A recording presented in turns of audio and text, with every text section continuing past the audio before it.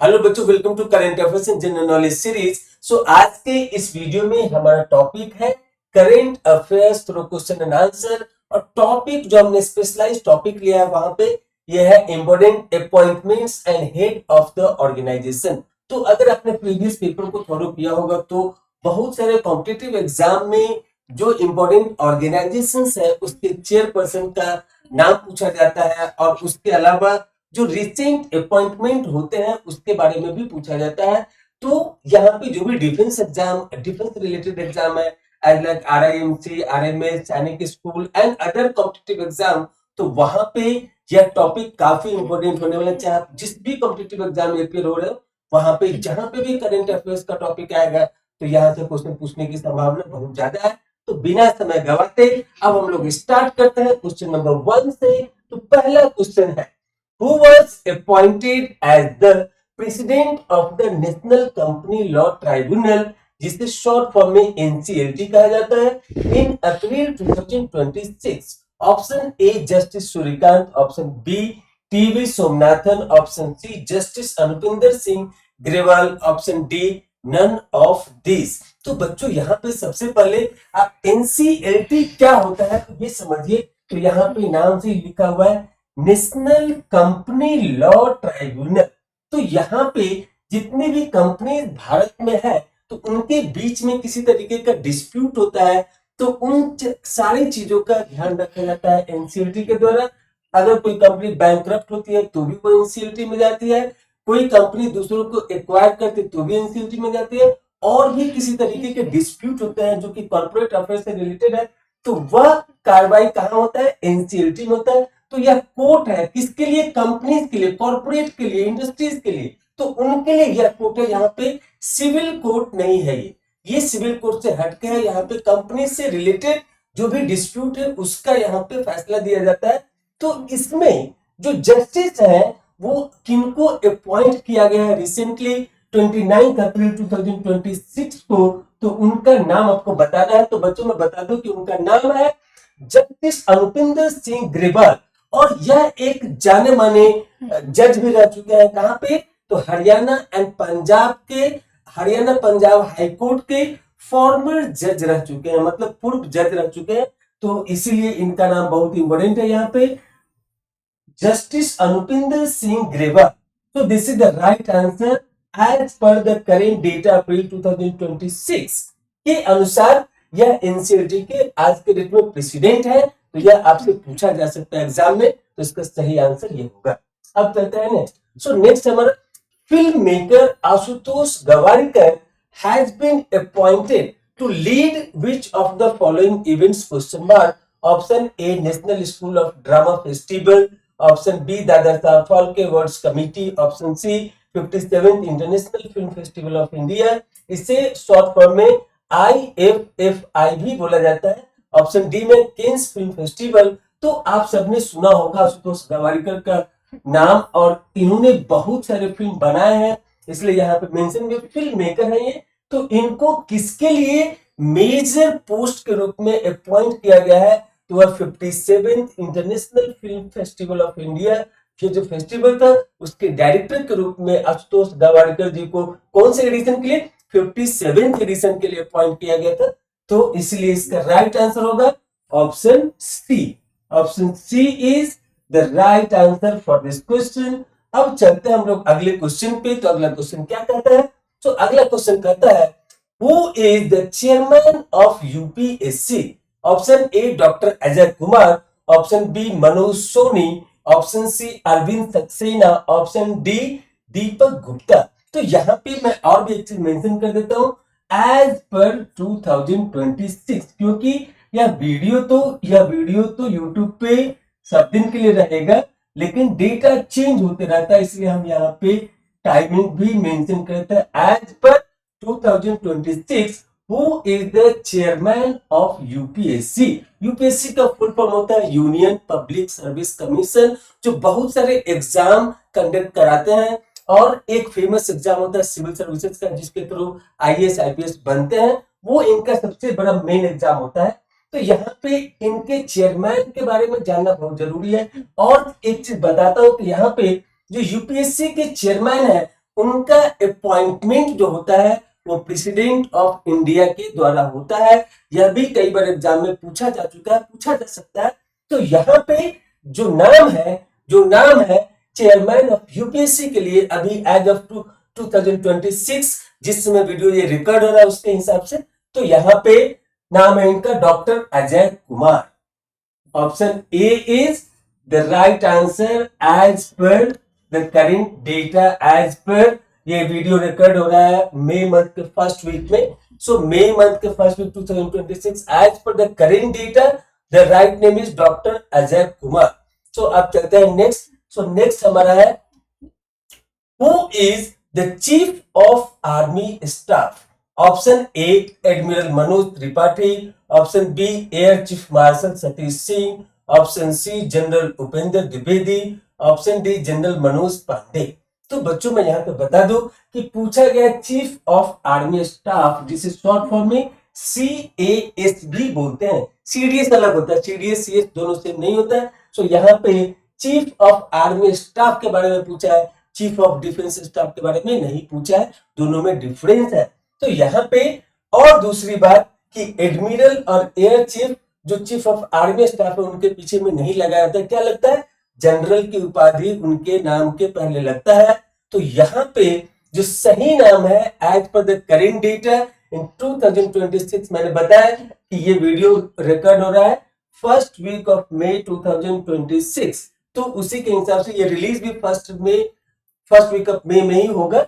So as per the current data जो इनका correct नाम है जो चीफ ऑफ आर्मी स्टाफ है उनका नाम है जनरल उपेंद्र द्विवेदी। तो यह पोस्ट जो भी यहाँ पे है ये समय के साथ चेंज होते रहता है, तो इसीलिए यहाँ पे करेंट अपॉइंटमेंट की बात हम लोग कर रहे हैं। तो अब अभी के अनुसार से एज ऑफ 2026 अप्रैल एंड आप ले लीजिए, अप्रैल एंड 2026 के डेटा के हिसाब से general Upendra Dwivedi chief of army staff है। और आपको सजेशन है कि not only for chief of army staff, जो भी है चीफ ऑफ जो भी यहाँ पे नेवी के चीफ है, एयरफोर्स के चीफ है, CDS है, उनका नाम भी आप जरूर याद रखेंगे, वह भी एग्जाम में पूछा जा सकता है। तो यहाँ पे जस्ट हम आपको गाइड कर रहे हैं कि एक हमने बताया 3-4 और आपको याद रखना है, आपको नोट डाउन भी करना है खुद से। सो अब चलते हैं नेक्स्ट। सो नेक्स्ट हमारा क्वेश्चन है who is the cabinet secretary of India. Option A Rajiv Gauba, option B TV Somanathan, option C Ajit Doval, option D Amit Shah. तो यहाँ पे बच्चों आपको इसका राइट आंसर होगा TV Somanathan which is given in option B. This is the right answer for this question. अब चलते हैं नेक्स्ट। तो नेक्स्ट हमारा क्वेश्चन है who is the vice chairman of NITI Aayog recently appointed in April 2026? Option A Suman Bery, option B Arvind Panagariya, option C doctor Ashok Kumar Lahiri, option D Nirmala Sitharaman. तो बच्चों आप सबको पता होगा कि निर्मला सीतारमन हमारे फाइनेंस मिनिस्टर है अभी, और यहाँ पे ये जो पोस्ट है ये one of the most important post है, क्योंकि नीति आयोग के जो चेयरमैन होते हैं वह भारत के प्रधानमंत्री होते हैं, प्राइम मिनिस्टर ऑफ इंडिया होते हैं, जो भी उसमें क्या अभी श्री नरेंद्र मोदी है तो वही इसके चेयरमैन है। वाइस चेयरमैन दूसरे कोई बनते हैं, तो रिसेंटली अपॉइंट किया गया है और उनका नाम है डॉक्टर अशोक कुमार लहेरी। अगर आप न्यूज देखते होंगे रेगुलर तो न्यूज में भी इनको दिखाया गया था कि यहाँ पे जो वाइस चेयरमैन ऑफ नीति आयोग के रूप में अपॉइंट किया गया उनका नाम है डॉक्टर अशोक कुमार लहेरी। और अगर आप डिफेंस एग्जाम के लिए प्रिपेयर करते हैं तो इन सब टॉपिक से बहुत सारे क्वेश्चन पूछे जाते हैं। मैं आपको एक छोटा सा एग्जांपल बता रहा हूं कि रिसेंटली जब 7 दिसंबर को आरएमएस का एग्जाम हुआ था संडे को, हमने 6 दिसंबर को एक वीडियो रिलीज किया था और उस वीडियो से 2 क्वेश्चन डायरेक्टली पूछा गया था करंट अफेयर्स के ऊपर कि जापान के प्रधानमंत्री कौन बने थे, फिर उसके बाद पूछा गया था कि G20 का सम्मेलन कहाँ हुआ था। तो कॉम्पिटिटिव एग्जाम के लिए एक मार्क्स भी बहुत ही इंपॉर्टेंट होता है, और हमारा एक बच्चा रेगुलर हमें फॉलो करता था, उसने सही आंसर किया और आज के डेट में उसे आरएमएस में राष्ट्रीय मिलिट्री स्कूल में फाइनली एडमिशन भी मिला। क्योंकि ऐसे कॉम्पिटिटिव एग्जाम में एक एक दो दो मार्क्स से बच्चे रह जाते हैं, उनका सिलेक्शन नहीं हो पाता है। इसलिए कॉम्पिटिटिव एग्जाम के लिए एक एक मार्क्स बहुत इंपॉर्टेंट होता है। और हमने अपने चैनल पे जितना भी current affairs and general knowledge का वीडियो दिया है, अगर आप इससे सीरियसली फॉलो करते हैं, कंप्लीटली फॉलो करते हैं, तो आपको आने वाले किसी भी कॉम्पिटिटिव एग्जाम में जहां पे जनरल नॉलेज करंट अफेयर्स के बारे में पूछा जाता है, वहां बहुत ही हेल्पफुल होगा। बहुत सारे क्वेश्चन वहां से पूछे गए अभी तक। तो अब चलते हैं अगले क्वेश्चन पे। तो इसलिए हमने यहाँ पे बताया कि ये क्वेश्चन पूछने का चांसेस बहुत ज्यादा है आने वाले किसी भी एग्जाम में, कॉम्पिटिटिव एग्जाम में, जहां पे current affairs as a portion वहां पे इंक्लूडेड है, जनरल नॉलेज के रूप में पूछा जाता है। तो अब चलते हैं नेक्स्ट। सो नेक्स्ट हमारा question, who is attorney general of India? Option A K Venugopal, option B R Venkat Ramani, option C Mukul Rohatgi, option D Soli Sorabjee. तो बच्चों में पहले यहाँ पे बता दो कि अटॉर्नी जनरल ऑफ इंडिया क्या होता है। तो यह चीफ लीगल एडवाइजर होते हैं फॉर गवर्नमेंट ऑफ इंडिया। और गवर्नमेंट ऑफ इंडिया की तरफ से सुप्रीम कोर्ट में ये लॉयर भी होते हैं, प्रीमियम लॉयर होते हैं वहां पे, जो भारत सरकार के बिहाफ में वहां पे किसी भी तरीके का अगर केस लड़ना होता है, जरूरत पड़ती है, तो यह वहां पे चीफ लीगल एडवाइजर के रूप में काम करते हैं और सुप्रीम कोर्ट में सरकार की तरफ से लॉयर की तरह भी काम करते हैं। तो ये सबसे बड़ा पोस्ट होता है लीगल के रूप में। तो यहाँ पे who is the chief attorney, who is the attorney general of India, तो इनका नाम है R Venkat Ramani, which is given in option B. मैं फिर से बोल रहा हूं कि यह डेटा प्रेजेंट डेटा के हिसाब से मैं आपको बता रहा हूं एज ऑफ 2026। समय के साथ ये चीज चेंज हो सकता है। तो आप जब भी कोई कॉम्पिटिटिव एग्जाम देते हैं तो उस समय का जो करंट अफेयर्स है या रिसेंट अपॉइंटमेंट है या जहां पे भी अपडेट होता है, वो अपडेट को जरूर देखिए। कई बार री अपॉइंटमेंट भी पर्सन का होता है, तो वह भी आपको ध्यान रखना है। तो अब आगे चलते हैं। तो अगला क्वेश्चन है हमारा, who is the solicitor general of India as per 2026? Option A Tushar Mehta, option B R Venkat Ramani, option C Harish Salve, option D Gopal Subramaniam. तो बच्चों मैं यहाँ पे बता दूं कि जैसे इससे पहले हमने आपको बताया अटॉर्नी जनरल ऑफ इंडिया क्या होते हैं, तो वो चीफ लीगल एडवाइजर होते हैं। उसी तरह से जस्ट उनके बाद मतलब सेकेंड लेयर पे अगर बात करें तो उनको बोलते हैं सॉलिसिटर जनरल ऑफ इंडिया। तो वो कौन है? तो यहाँ पे इनका नाम है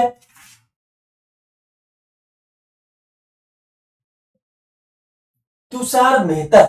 सो ऑप्शन ए में दिया गया इनका नाम Tushar Mehta is the right answer for this question. अब चलते हैं नेक्स्ट। सो नेक्स्ट हमारा क्वेश्चन है, who is the current as of 2026 chairman of ISRO?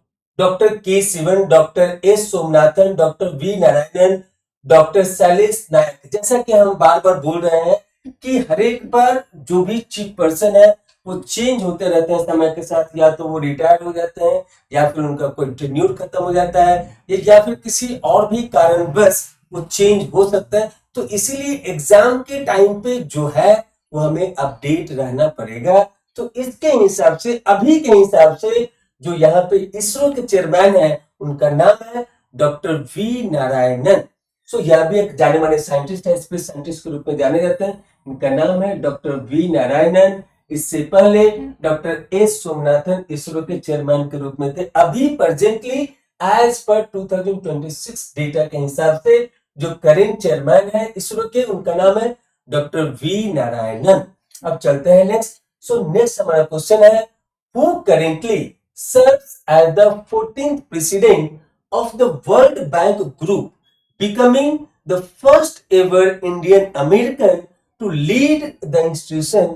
Option A Amartya Sen, option B Ajay Banga, option C Gita Gopinath, option D Raghuram Rajan. तो अमर्त्य सेन के बारे में आप सुने होंगे, ये इकोनॉमिस्ट है और इनको इकोनॉमिक्स के लिए नोबेल पुरस्कार भी दिया गया था। रघुराम राजन हमारे आरबीआई के पहले नहीं, मैं फर्स्ट की बात नहीं कर रहा हूँ, पूर्व चेयरमैन के रूप में रह चुके हैं, गवर्नर के रूप में रह चुके हैं, किसका, आरबीआई का। तो यहाँ पे जो इस क्वेश्चन के अकॉर्डिंग राइट आंसर है, यह हम सबके लिए प्राउड की बात है कि वर्ल्ड बैंक के जो प्रेसिडेंट है वो first ever Indian American group, ये ओरिजिन से आते हैं, 14 प्रेसिडेंट के रूप में काम कर रहे हैं। उनका नाम है अजय बंगा, which is given in option B. So option B is the right answer for this question. अब चलते हैं नेक्स्ट। सो अब आपकी बारी है। तो यहाँ पे क्वेश्चन है, test yourself. As of May 2026 who is the chairman of the DRDO? Doctor G Satish Reddy, option B doctor S Somnath, option C doctor Sameer V Kamat, option D doctor V Narayanan. तो बच्चों में बता दो यहाँ पे कि डीआरडीओ एक इंपॉर्टेंट ऑर्गेनाइजेशन है, रिसर्च ऑर्गेनाइजेशन है, जो मिलिट्री के लिए बेसिकली काम करते हैं, बड़े बड़े मिसाइल के डेवलपमेंट में, और इनकी रिपोर्टिंग होती है। ये किस मिनिस्ट्री के अंदर में आता है? तो मिनिस्ट्री ऑफ डिफेंस के अंदर में आता है। और आपको इनका चेयरमैन का नाम बताना है एज पर 2026 में के हिसाब से। तो आपको इसका आंसर बताना है। तो बच्चों, हमें उम्मीद है कि आज का यह वीडियो आपको काफी अच्छा लगा होगा। इस क्वेश्चन का टेस्ट योरसेल्फ का आंसर आप मुझे जरूर कमेंट करके बताएं, तो मुझे भी अच्छा लगेगा कि आप भी मेरे साथ मेहनत कर रहे हैं और आने वाले एग्जाम में आप अच्छे से सारे क्वेश्चन का आंसर कर पाए। अगर इन सारे टॉपिक से पूछा जाता है तो आप अच्छे से अच्छे उसका आंसर कर पाए। और भी इसके अलावा आपको पढ़ना है, मैं तो सिर्फ गाइड कर रहा हूँ किस तरीके से आपको पढ़ना है, किन किन टॉपिक के ऊपर पढ़ना है। तो मेरी तरफ से जितना बेस्ट हो सकता है उतना मैं करके दे रहा हूँ, लेकिन यही सिर्फ सफिशिएंट नहीं है। इसके अलावा यह आपको एडेड एडवांटेज है, इससे बहुत हेल्प मिलेगा। इसके अलावा भी अगर आप पढ़ेंगे तो आपका general knowledge current affairs portion काफी स्ट्रांग होगा। So I hope you enjoyed this video. Thank you for watching this video. Thank you again. फिर मिलेंगे अगले वीडियो। Thank you.